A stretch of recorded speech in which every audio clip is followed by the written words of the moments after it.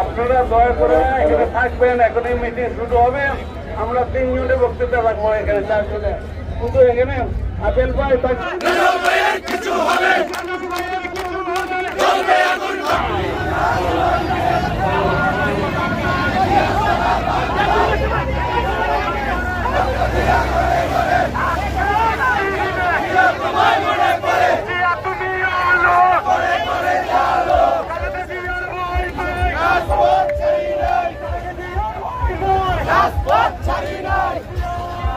দুঃখজনক এটা। দলের ভাবমূর্তি যদি আপনারা আপনাদের হাতে বিনষ্ট করেন, তাহলে আমরা কিভাবে দেশ এবং জাতির এই ক্রান্তি লগ্নে আমরা সঠিক পদক্ষেপের মাধ্যমে জাতীয়তাবাদী দল সেটা সুদানদেহী দলে পরিণত। আপনারা কি আমাদের সাথে আছে? যাবেন তো সবাই?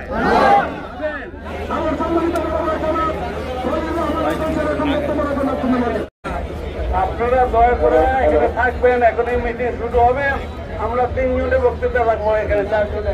কৃতি সন্তান আমাদের কেন্দ্রীয় কমিটির সদস্য